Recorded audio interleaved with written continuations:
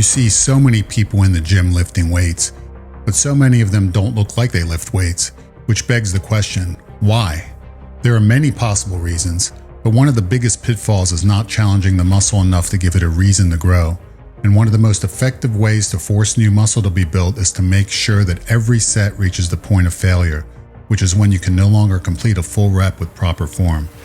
Many avoid failure for the obvious reason, which is that it takes effort, and it is much easier to work out with little effort. But if you are not reaching failure, is the workout even worthwhile? To some extent, yes, as you can initially build muscle without taking a set to failure, because when you first start working out, your body is accustomed to no stress, and just the act of lifting weights will shock the muscle into growth. But within a few weeks, your body will quickly adapt, and unless you challenge your muscles with consistent overload, they will abruptly stop growing. This is where failure comes in, because by taking every workout set to the point of muscular exhaustion, you will signal the body to build new muscle, assuming you are eating properly and getting enough rest. But this isn't easy, which is why so many avoid taking sets to failure. You have to perform each set until a full rep with proper form is no longer possible, and it is so much easier to end at a rep or 2 or 3 shy of that. For me, from the very first day I touched a weight, I instinctively knew that failure was the only way to train if the goal was to build as much muscle as possible. So that is what I did, and I made very fast gains, adding 100 pounds in 2 years, over half of which was muscle. It never made any sense to me to stop a set shy of failure, because this would give the muscle less of a reason to adapt.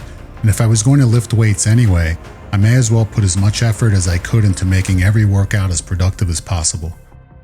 Failure usually presents an obstacle for 3 distinct groups of people. Firstly, those who are lazy, which speaks for itself. Secondly, those who have a difficult time tolerating discomfort, which also speaks for itself.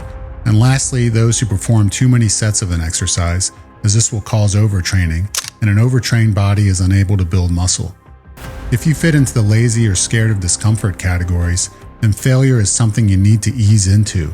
But if even one set of failure causes you to shy away from working out, then you should end every set as close to failure as you can tolerate, because the closer to failure you get, the more muscle you will build.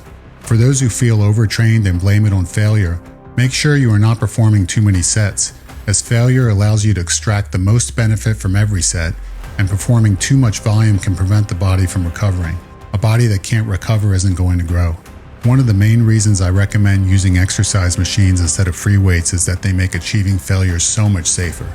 I only train using machines, and I can achieve failure on every exercise without risk of injury. Watch my video on machines versus free weights to learn the important reasons why machines are my preferred method of safely building the most amount of muscle possible. So, as contradictory as this sounds, if you want to succeed at building the most amount of muscle, then you need to fail with every workout set. But I warn you, before taking any workout set to failure, you need to warm up with lighter weight in order to prepare your muscle for maximum overload, and I will discuss this in another video.